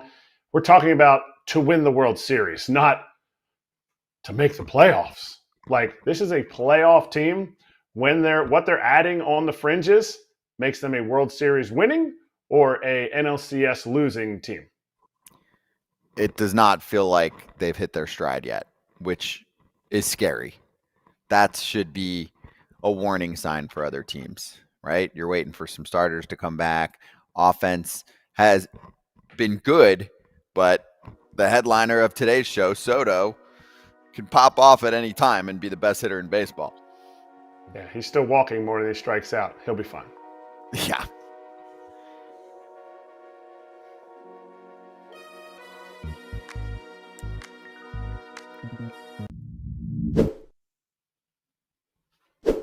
Bit of an expose on the Pirates, trying to understand what the hell they're doing over there and why they can't win. And we came out, basically at the end of the day, it's Bob Nutting's fault. It's their owner's fault. It's the way that he operates and the way he operates his businesses that are the main culprit, which got me thinking, can we talk about other owners? Which got me thinking even more. And I have a couple theories, so let's get into them right now. Theory number one, you can predict your team's future success based on how its current owner made their money. Now, just to give you a little context on this, I wanted to look at, because Bob Nutting is in newspapers, and he buys local newspapers. His family's been doing this for over 100 years. And what they do is they get them profitable, and then they just let them sit. And that got me thinking, oh, he just likes passive income. So of course he runs his baseball team that way, which is terrible to run a baseball team. You're never going to be competitive, which they're not, ever. Every once in a while, a person like that will just run into, I don't know, like a 3-year stretch where you have the MVP in the league and you make the playoffs 3 years in a row and then never be good again. That's what happened to him. Oof. I want to watch the rest of that. It premiered earlier today on the FT channel, so you can check out Mayday with Trevor May. Just riffing for hours, but that's some good stuff right there. You know, I want to hear Trevor May's theories on owners and how their real life translates to their baseball life, running their favorite toy, or for some, their favorite cash machine. That's fun. Or the fact that the Dodgers play the long game and know that success over the long term works with Guggenheim. I'm just saying, I'm not giving you, I don't have the inside info from Mace-plaining. You need to watch it though. Like, it is genius. It is genius. Some of the guys who are like kind of playboy owners where it's like, hey, I'm just kind of playing my money. Like, this is just play money. They might make some dumb decisions, but you know what? They might hit a jackpot here or there. I like the way you phrase that. Are you a hedge fund or private equity person? Well, then you might be looking at this a little bit differently from others and say, if I can create a behemoth, or if I can resurrect a powerhouse like Guggenheim did with the Dodgers, because remember, before they took over the Dodgers, it was your used car salesman type. I don't know what his last job was, but it felt that way with Frank McCourt, who actually still owns the parking lot. So my reference is kind of relevant. Big difference in how those people came about. So that was good stuff right there. Or if they got it, or if they bequeathed, no, what's the word I'm looking for? They got it got sent down to them, just like one of those used cars. Like if daddy had the team and then, oh, okay, well, I'll just get it, all my money from my parents and whatever. We'll see what happens here. Yeah, it's good stuff there from Trevor. So make sure you check it out. Mayday is the show. We're going to do a little break, so we have a little extra time for Slap. Go over some other things that went down yesterday, and then we're back to a Tuesday here, so full slate of games. We'll do a little bit of previewing, too. Extended Slap Hands coming up next on FT.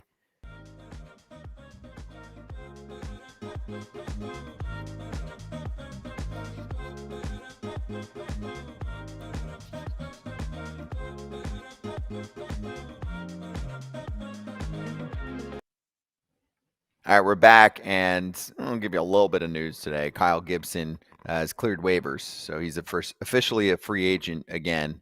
He was DFA'd by the Orioles. They gave him 4 starts. Was that fair? Can you tell in 4 starts if the guy has anything to contribute to the big league team? He's been in the league for a long time, and he had a very late start to his season. Or did he catch a team at a bad time and they needed to start making changes? And besides kicking your manager, there's not that much they can do. I mean, you're not making trades yet. So who are you going to cut? Yeah, I mean, a veteran who you paid. I was trying to look up his status, his contract status, to see if he was, if it was one of those 45-day Johns where it was like, but I don't think it was. No, I mean, he was getting 5.25. To me, I think it's too early. I think there's a threshold right at that 7 start mark. It's not like they have somebody else. He's not taking starts from – if they had somebody that was hot in AAA, not even for the Orioles, you need somebody that's hot, two somebodies that's hot. And to me, you already have him. It just seems like a mismanagement of funds. And I wouldn't be surprised if he latches on with the team if he wants to, if the fit is there for Gibby and his family.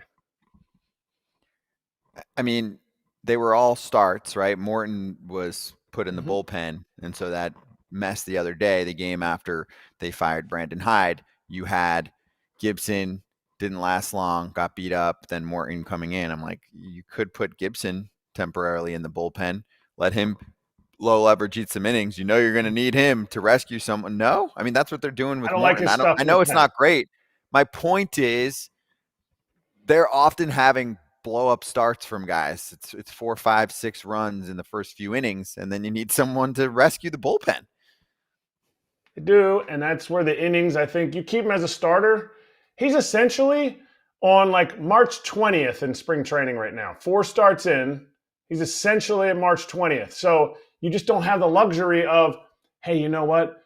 We'll pull you after 25 pitches. He's trying to figure it out. These hitters, they're game ready, and they're chomping at the bit. And he works on being down in the zone, and he just hasn't been down in the zone. He's been over the fence.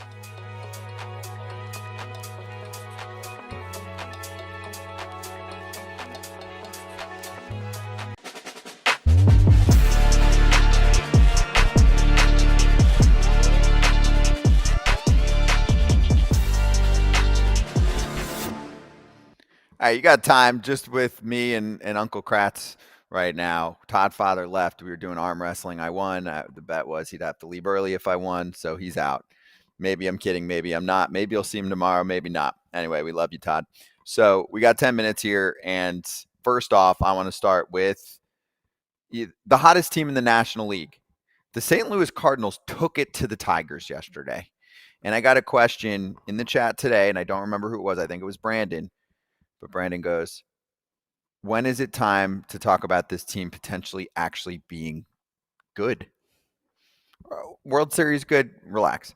But could this team actually be good, be a contender for wild card or division? When does the narrative change on a show like ours, right?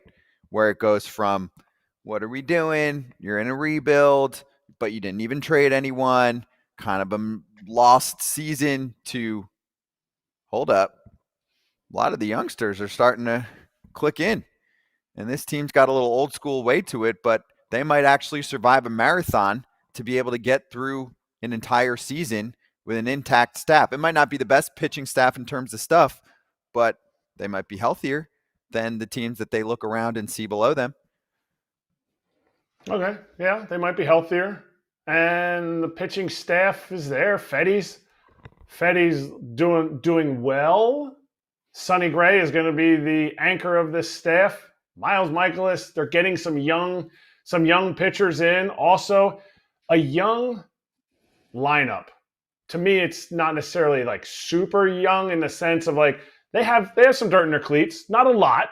Not like the Cardinals teams of old, but a young lineup that doesn't drive the ball and is weighted on base. I think they're leading the league in on base and batting average. You wonder if tonight, I think they go up against Scooble. You wonder if they're able to do enough against pitchers who are not going to walk them, are going to challenge them. Their batting average, I think they were leading the league in batting average. It's something we don't see. So to say it's going to work or it's not going to work at some point in the big leagues, if you don't do damage and you don't do damage as an entire team, the walks start to diminish. The walks start to go down because all of a sudden it's like, well, why did you throw a borderline pitch to that guy? He's not going to hit a homer. He has 3 homers in his last 150 at-bats. And I think that's a adjustment that teams are going to have to make against them. If they don't make it and this team really does have great plate discipline as a team, it will be a different type of finish to the season where they're going, okay, well, I mean, this team's in it. I guess we have to make a move at the trade deadline, which could hurt them down the road here. But I feel like the way they're playing right now, they don't need to change anything, but they need to continue to improve at the areas that they're not improving at. I mean, Nolan Arenado, I think, just got dropped down in the lineup the other night. Jordan Walker, who's supposed to be the guy, supposed to be, rookie of the year candidate 2 years ago, he's hitting 8th every day in the lineup. He has like a 600 OPS. Like, they're not getting results from guys that you would think. They're getting results from guys who you didn't think of and are out there every single day in the lineup. Yeah, I know Walker's had a better past week, but it's still been a rough season for him at the plate. He just hasn't developed. He's always switching it up too. I mean, I know we talk about that with a lot of guys, right? Who else does that? Bregman's big, always switching it up. Bellinger makes big changes over the course of his career. You're better at this than I am, but Jordan Walker's always it's that is he comfortable? Has he found himself yet? Obviously the answer is no. He's 23 years old and it hasn't come around for him yet. But you're talking that way and I'm like, wait, Jordan Walker's doing nothing and the Cardinals can't lose right now? I mean, what are we at here? It's like 13 out of 14, some crazy number, right? This team's balling. The team is balling. Here's my issue with the team is there enough? And maybe I'm like too much into the new school era of driving the ball. I'm just into the thought process of if this team isn't going to do damage against you, how are they going to win in games? Obviously, very few teams beat Scooble. How are they going to win games consistently? And they've done it right now. So they've proven me wrong. But yeah, you're talking about OPSs 780, 730, 780, 680, 750, 640. Guys that are playing every single day. Jordan Walker's OPS is 546. They have a leeway, they have a runway to do that this year, where other years, Jordan Walker was hitting like 280 and they sent him down to the bushes. So I think guys are having success because they're just run out there every single day and they're able to put at-bats together on a day in and day out basis. So in the power department for now, they rank 19th. So they're close to middle of the pack in total homers. That's not the perfect stat to be able to measure the pop, but it's not like they're bottom 3 or bottom 5. Okay. So there's some pop going here right now. And my thing, Kratz, is you just don't have a lot of weak spots. I mean, you have it at the bottom here of what we're talking about, but coming into the season, did you see Lars Nootbaar doing this? Maybe. On base about 36% of the time. OPS is close to 800 with Lars. The story to me is someone like Brendan Donovan breaking out. He's been, in what, the 3 spot, I think, for most of the year in the lineup. He's got an 867 OPS, 392 on base, 141 OPS plus. I mean, he's been a star. He's been a star bat for the Cardinals, right? And he's always been a pretty good on base guy for them. It's just Contreras to me. I mean, you're going to have some ups and downs, but that's a pretty consistent bat. He was one of their better bats last year when he was on the field. Arenado's had a bounce back season. Burleson's got pretty good potential. I think could take another step. Is it a great lineup? Is it a feared lineup? No, but it's solid. And if guys are staying on the field and they're hitting their peak right now, that's how you can hang around. Yeah. I still feel like it might be a little too short. You asked, is this the team? Is this the team at the trade deadline that's going to be making moves to add? If you're going to add, you got to add somebody that has a slugging percentage close to 500. If you're going to add, you are still looking to get rid of Arenado because you're looking to shed some payroll. Well, Arenado's OPS right now is, I think, below 700, 687. And he's an everyday guy. Wilson Contreras, while he's a consistent bat, do you want your first baseman in Major League Baseball having a 731 OPS? I'm not as worried as you are, dude. I mean, he's a little bit above league average right now. There's actually a lot of bad bat first basemen right now in our league. And last year, Contreras, game for game, and I know it was half a season, was their best hitter. Yeah, but you're saying he's a little bit above league average. right now. As a 66, but he's got a track baseman, record, and he should still be in good prime years. I'm not too concerned about Wilson Contreras. I mean, what do you want from him? Just, off league average. If he's 20% league average and above with the bat, I'm good. Yeah, but that's average for first baseman. In general, that's going to be your average for first baseman. Like, it's like saying catchers who are below league average are still above average or above league position average. I To me, understand. who's the aircraft carrier? Are we talking about a team that will end 500, be above the projected wins? Yes, because they've had this hot streak. Teams don't want to play them right now. They're winning ball games. We talk about teams who just can't figure out why they're not winning. These guys are winning. They are winning ball games, and they're figuring out different ways to do it every night. I'm just sizing up the division too. I mean, the Pirates suck. The Brewers so far have been down compared to last year. That could change, but so far it's been down. The Cubs have been good, but they're not running away with things by any means, at least not yet.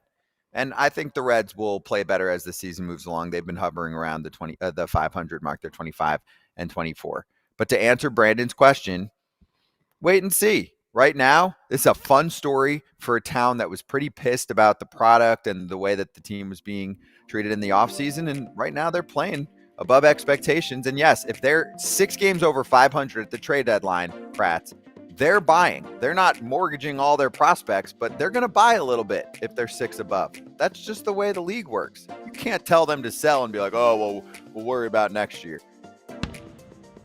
Yeah. 6 of their last games were against the Pirates and Nats, too. So, same. True. Pete Alonso tomorrow.